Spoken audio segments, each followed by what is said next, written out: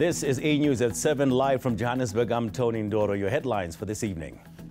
Ready for vetting, the ANC finalized their candidates for Parliament pending a vetting process to be concluded by the end of January. One of Cape Town's biggest tourist attractions, Lion's Head, will be closing for maintenance from tomorrow in an effort to improve hiker safety. In our top story, the ANC has conceded that the Northwest List Conference has been giving them sleepless nights. The party says it's now all in the hands of the vetting team and the NEC to finalize its national MP list. Acting spokesperson Zizi Kodwa says the list can still change due to the vetting process. Samkele Maseko filed this report. Head of the presidency, Zizi Kodwa, says they're in the final phase of the national-to-national list where they have selected 200 possible MPs to represent the ANC, but says this comes with a condition as it's not yet guaranteed that they will become members of parliament for the African National Congress. For any person to claim to be on the safe zone on the ANC list, the ANC first and foremost must win elections. So you can only be on the safe zone if the ANC has won elections. So all those who are on the list, if they want to go to Parliament, to the legislature, themselves, they must work hard for the ANC to win decisively. The party says it's all hands on deck as they are fighting to win the upcoming elections this year overwhelmingly and need all their members, leaders and supporters to come on board and gear up their troopers to go up and vote for the party on election day. The party will be launching its manifesto this Saturday. Samkele Maseko, Durban. Confusion and frustration continues to plague the list conference in the Northwest, with discrepancies now over accreditation. Our reporter Muluko Moloto has spent the day there and joins us live from the Northwest. Muluko, good to see you again. So there were delays before this conference, there were discrepancies going into it, and then it starts and there's still discrepancies. Take us through the day. Yes, indeed, Tony. The troubles of Northwest, the problem child of the African National Congress, are clearly growing from bad to worse. Just a short while ago, there was pandemonium outside here. The people that you see standing behind me, these are delegates who were in that hall, and they came out because there was suspicion that there are bogus delegates who managed to make their way into that hall, people who are not supposed to be there. Now, at the center of the dispute is this card. This is an accreditation tag for delegates. Of course, this one is for us media personnel.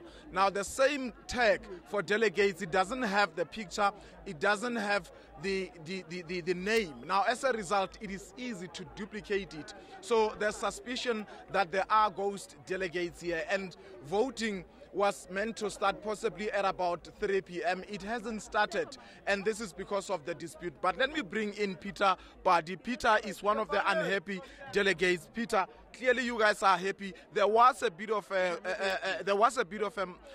commotion earlier there. What was that all about? The commotion you saw, there's a guy, Senzo Ngondo. He's an assistant in the office of the RTT coordinator, Abiamudisa in the Bujanala. They've manufactured these fake cards, accreditations. If you can see, there's no name, there's no sub-region, there's nothing. There's no ID number. But when you say they've manufactured, what evidence do you have? No, we saw them here. He ran away with them, holding them in his hands. The Raymond Moraila. The guy was holding them is Raymond Moraila from Ward 17, of which his branch was disqualified from Lituli. We know we are from Lituli with the issue of verification of branches. Quickly, what is the way forward now that you are outside the conference venue? You see, Solipetwe is the chairperson of the plenary in the conference. When we raise the issue in the plenary to say, how can we accredit with these things? And then we say, their comrades who are in here, we know their branches have failed, but they refuse us to discuss the credentials. They made us to adopt the credentials without discussing them. So this is the problem. Okay, thanks, Peter. It looks ugly. The fact of the matter is that the Congress is not continuing, and these delegates were meant to be inside to elect. Now, the question is, what's going to happen should this conference collapse, as we saw it collapsing a few weeks back in Potchefstroom? Mluko, thank you so much. That is the big question. What is going to happen if that conference does actually collapse? They were given until Sunday to actually conclude that list. So we'll see by the end, by midnight tonight, whether that happens. Muluko Moloto reporting for us there live from the Northwest. Let's move on now. SACP and Cosatu leaders have used the 24th annual commemoration of the death of Joe Slovo to remind the ANC that its actions on corruption will determine its performance during this year's elections. Dozens gathered at the Avalon Cemetery in Soweto, where the SACP remembered the struggle stalwart. General Secretary Banda Zimande delivered the keynote address. Maseko Ratlacha has more. Comrades, umsebenzi wethu wokuqala obaluleke kunawo wonke kulo nyaka ka-2019 ukuthi siwine ukhetho kulo nyaka. And that's the main mandate here, according to Dr. Banda Zimande. One of the main things mentioned by all speakers is state capture, which is what has mainly tarnished the image of the ANC. One of the biggest threats, the state capture, is to undermine the gains we've made over the last 25 years. We have lots of challenges. I'm going to be coming to them when I move towards the ending. But we have made lots of gains. Other leaders who spoke had similar sentiments. And our people prove us wrong. They voted on their feet. They refused to vote for the ANC. They did not vote for the other party, but they refused to vote for the ANC. The result, we lost the very important metros. They punished us, but they gave us an opportunity to correct the wrongs. We are lobbying the leadership of the party. Let us not surrender the ANC to the populists within the ANC. And as usual, Soweto residents marched to and from the cemetery. There was also a wreath-laying ceremony in remembrance of Joe Slovo. Maseko Ratlacha, Soweto. Now, residents of Cebu King East of Gauteng, whose homes were flooded during last week's heavy rains, say the municipality has done little to assist them. Slindelo Masikane was in the area.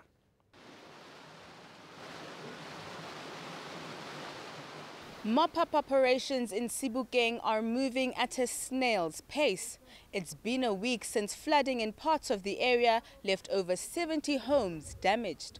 Boundary walls and roads have been washed away, as well as property destroyed. Those affected say while the municipality has provided mattresses and food parcels, little has been done to help them rebuild their boundary walls, making them vulnerable to criminal activity. So because Maspala, khale a tseba ka issue ya di floods. Re kopa a lokise mabota a rona, a lokise le di finishara tsa rona because di finishara tsa rona se khale re di rekile, di damage, ha o kgone ho etsa nix. No, a ke happy hobane since ba tla ba feta ka dikoloi fela. Ha ba ke a re tsebe ho etsala lona jalo since ke sho ke tsatsi la bo 7 la bo 8. Ha ona batho ba tlang ho rona hore re tla le thusa kae ka re le thusa ha ona ntho ba bua le rona Masipala. Preliminary assessments by the task team revealed that a stream behind Zone 6 broke its banks, leading to localized flooding. The team also identified debris and foreign objects in stormwater channels, which may have contributed to the flooding. The South African Army has since assisted in clearing the channels. The issue of the boundary walls, it's an issue that we still have to engage the public, I mean the residents themselves about. Because you would recall that we have been saying that some of the walls are actually not proper walls that are approved by the municipality.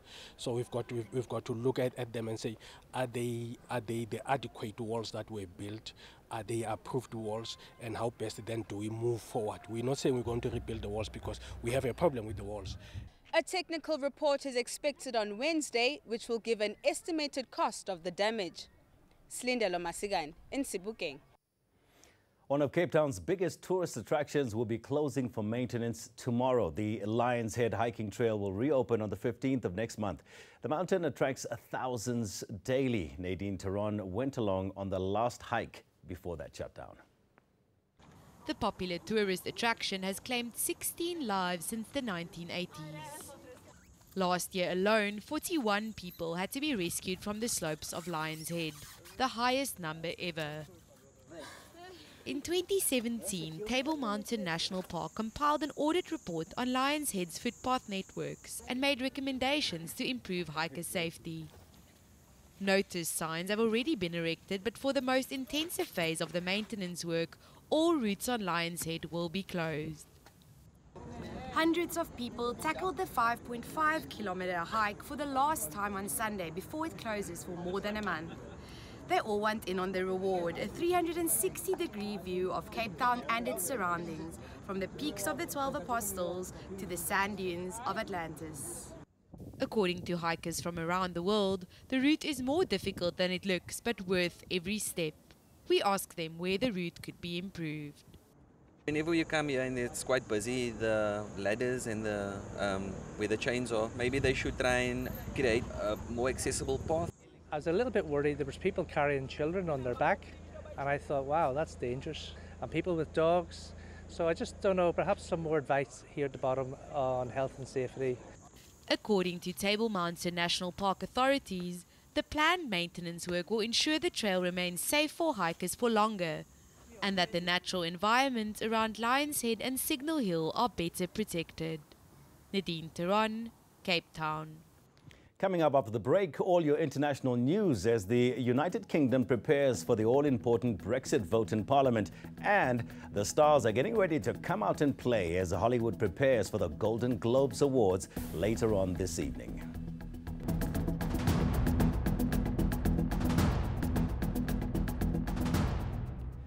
Welcome back. Arts and Culture Minister Natim Tetwa says that Chivenda music will never be forgotten thanks to musician and producer Dan Chanda.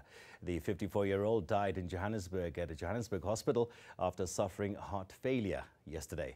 Chanda was particularly popular in Zimbabwe and Botswana. Now, many local fans have criticized South Africans for not celebrating him as much as neighboring countries do. Tetwa said that we owe Braden and all other artists par excellence to make a renewed commitment to support proudly South African music.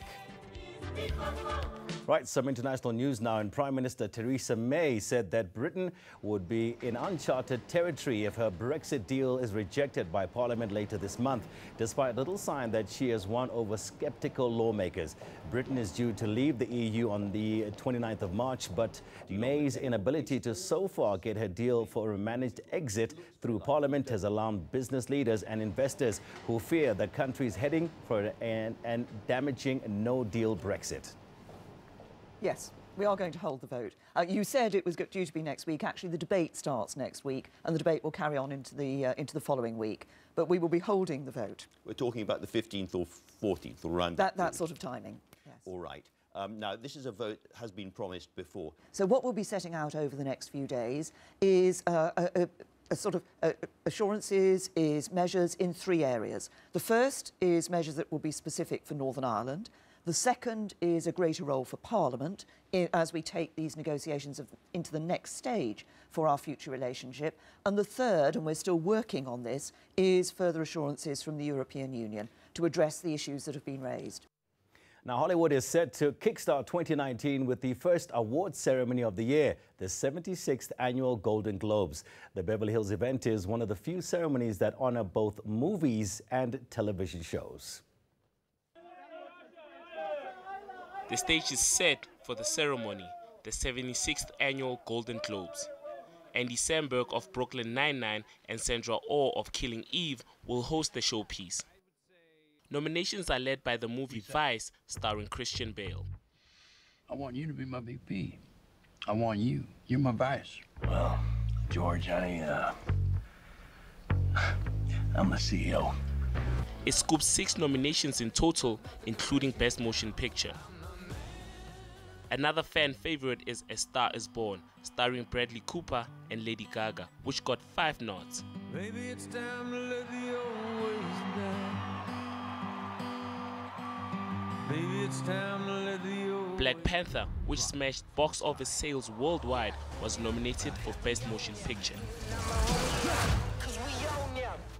Other nominations include The Americans for Best Television Series, Spike Lee for Best Director for Black Klansman, Knights of the Ku Klux Klan, and Donald Glover for Best Performance by an actor in a television series.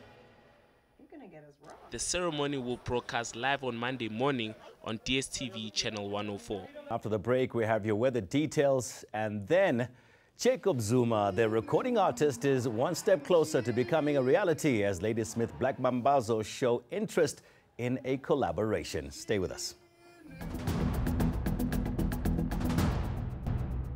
It's been a sunny Sunday with thunderstorms mainly for Gauteng. Monday morning starts off with some fog along the northeastern and eastern escarpments, as well as some fog along the west coast. We're expecting a predominantly sunny day over the western part of South Africa, but with isolated to scattered thundershowers forming over the central, northeastern and eastern interior.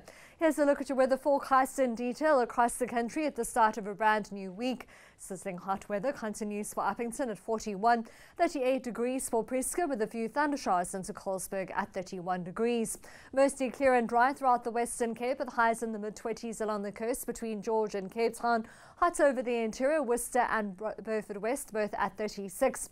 Hot over the Eastern Cape interior with thundershowers over the northern and eastern parts with a few showers possibly extending through to Bishu and East London at 32 and 27. 28 degrees for Pietermaritzburg and Durban, partly cloudy and dry along the coast, but with scattered thunderstorms over the western parts as well as into the western part of Mpumalanga. You'll see cloudy weather and rainfall over the eastern part of the province, 25 for Bombela. Polokwane matching that daytime high with thunderstorms over the southwestern part of Limpopo, with cloudy conditions and rainfall over the eastern part. A slightly cooler day for northwest Mahikeng at 32, with up to a 40% chance of thundershowers. We're expecting scattered thundershowers into the Free State, Bloemfontein and Welkom at 31, 25 for Bethlehem and Harrismith, a few degrees cooler for Gauteng on Monday, 26 for Soweto and Johannesburg, with isolated thundershowers expected here. On Tuesday, we'll see a bit of rain and cooler weather over the southern part of the country. We'll see thunderstorms mainly over the central, eastern and northeastern part of South Africa, with some rain along the KwaZulu-Natal coastline through to Wednesday, and thunderstorms form all the way through to the southern and southeastern interior, as well as spreading through to Polokwane and Bombela. Cape Town partly cloudy at 28. That's all from the Weather Centre. Have a lovely week. All right, thanks, Candice. And finally, no auditions required, no judges' scathing remarks at all. It's straight into the recording studio for former President Jacob Zuma. Not only has he reached an agreement with the eThekwini municipality to record struggle songs, he now has interest from Grammy Award-winning group Ladysmith Black Mambazo. Sipamandla Goge reports. Former President Jacob Zuma's music fortunes keep on turning since the announcement that he'll be hitting the recording studio. Now, he's received a major boost and support from the Grammy Award-winning Ladysmith Black Mambazo. As I'm talking to you now, as you said, the Ladysmith Black Mambazo, who we had them, by the way, in our original plans, that together with the former president, they were going to do certain songs. They've just called now to say, we want to make our contribution for free. Our studios are available to be used. Zuma's album is set to be released just before the elections. We need to do this as soon as possible. So we are targeting either the first week or second week of April. So right now we're going through the technicalities. We're identifying people that are going to be backup singers for him. And I must emphasize also, it is not his project, but our project. And we thank him so much for willing to make a contribution to the richness and preservation of the heritage of the people of South Africa. Sipamandla Goge, Durban. Interesting one, right? Let's bring you those headlines once again for tonight. Ready for vetting. The ANC finalized their candidates for Parliament, pending a vetting process to be concluded by the end of January. One of Cape Town's biggest tourist attractions, Lion's Head, will be closing for maintenance from tomorrow in an effort to improve hiker safety. All right, that's it from me and the crew. See you again next week. Good night.